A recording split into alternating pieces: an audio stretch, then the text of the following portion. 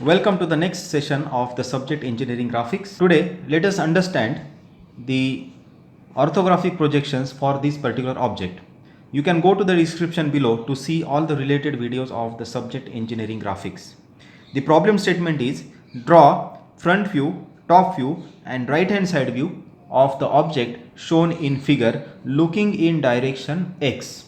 Okay, use first angle method of projection. So this is direction X, this is object, we have to draw front view, top view and right hand side view. Okay, so as usual, first decide length, height and width of the object. So in this case, length of the object for first front view is 66, height of the object as we see here is 60 and width of the object as we see here is not directly given, but you can find it out as 18 plus 12, that is 30 plus 12, so 42 is the width. Okay, so in front view we will see which two dimensions, that will be length and height, that is 66 by 60.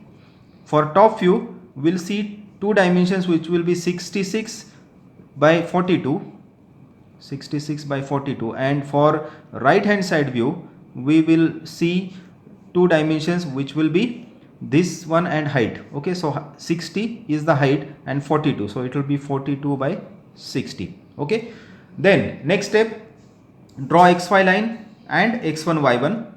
Keep minimum 10 to 20 mm distance between xy and front view and top view. So I have just left a distance of 15 each above and below xy and constructed these two rectangles.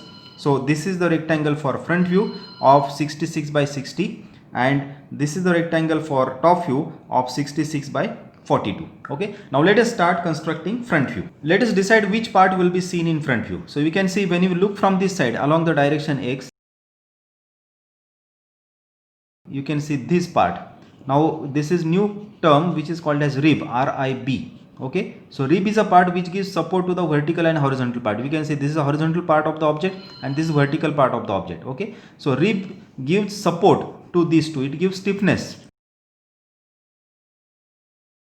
So as we can see, this is the bottommost edge which will be seen in front view. It is visible, draw with thick line.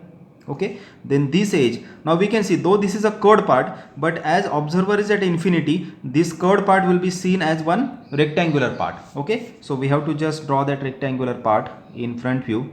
The width of that part is 12, so measure 12 mm here.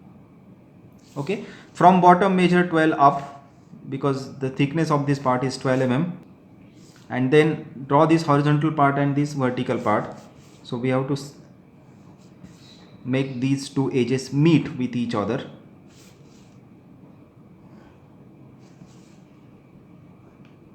Okay, so these are the two parts and now these two are connected by using this rib. Now we can see, if you can read the dimension, this is 42, this height is 42 mm. So from here measure 42 up.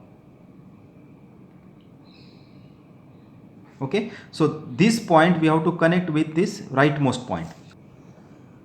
Remember, this distance which I measured from this surface is 42 mm because it is directly given here in the isometric view.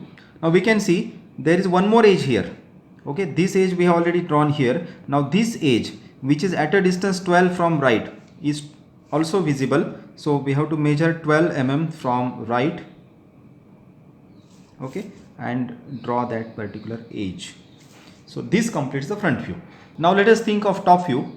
In top view, as we see, this horizontal plane will be seen and similar plane on the opposite side, which is not totally visible here, but there is similar plane on the right side, so that this will be visible.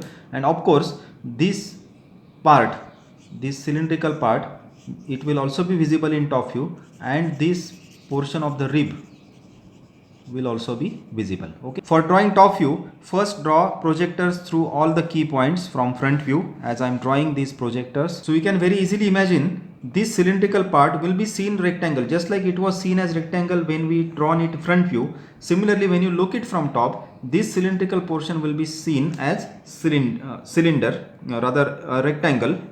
Okay, so I am just drawing that part, cylindrical part. Okay, then as we see here, this outline, this whole outline will also be totally visible. Now it is not rectangle here, it is at some angle, so we have to draw that rectangular part only up to here, because this edge indicates that part. You can see this, I am talking of this edge is nothing but this particular slot. Okay, so up to here we have to draw, and now here it is at some angle. Okay, now how to locate this point? These 2 points are to be located from here, it is 12, or from right end it is 12. Okay, so measure 12 from this extreme right end and this left end of the object. Okay, and join these 2 points with this, and then here another visible line. So this is this part, and lastly this rib will also be seen as rectangle in top view. Okay, so rib is at the center and it is of width 12 mm. Okay, so we know the total width of the object is 12 mm, or even it is given here 15 mm from left, so there will be 15 from right, 15 plus 15 30, and remaining in between is 12. Okay, so measure 15 from both the sides. So you can see remaining distance in the middle is 12 mm. Okay,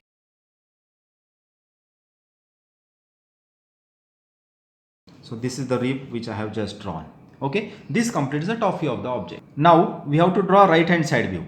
According to first angle method, right hand side view is drawn to the left of front view. Okay, so that's why I have already drawn these two lines as xy and this as x1 y1.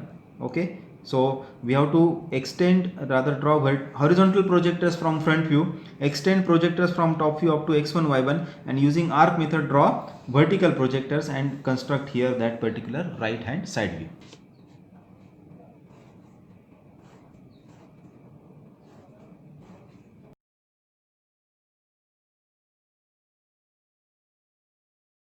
As we see here, along this base edge and within these two projectors, we have to draw this bottommost edge, which is this particular edge. Then as we see here, at a height 12 another edge, so we have to simply trace this projector and draw this edge. Then we see from this side these two edges, but at the top it is curved and radius of that curved part is 24. Okay, so R24, this curve is to be drawn with radius 24. So for that purpose we have to first of all locate center line for that particular radius. So that center line will be at the center of this total width of this particular rib. Okay. So this is the center line. Now from top measure 24 below. Okay, and now with this center we have to draw that particular semicircular part. So up to where it is to be extended, for that we can draw another center line here. Remember, radius of this part is not 24, it is 21. Okay, so with 20 mm radius I am now drawing this part, semicircular part, and from here up to the bottom we need to extend this vertical line. Okay, so this is the way I have completed this outer line. Now we have to draw this rib. In side view, as we see, the rib will be seen as rectangle. Okay, so along this particular projector and within these two projectors, because rib is represented by this one projector and this second projector. Okay, so within these two projectors and up to this height we have to show that rib. Okay, so first extend this projector, and then so this is the way that rib is drawn. Now what is remaining? Only we can see these edges.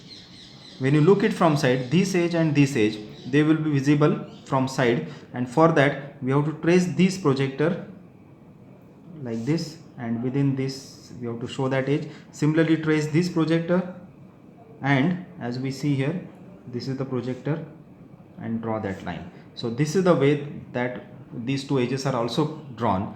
This completes front view, top view, and right hand side view of this object. I hope you understood this. Last step is to name the views like front view, top view, and RHSV, and do dimensioning of this object. So you can see in this particular, the same problem is drawn, and here dimensioning is also done. Only thing remaining here is the naming of the views, as I can name here front view, top view, and here RHSV, that is right hand side view. I hope you understood how to draw projections of this particular object. Thank you for watching and your patient viewing.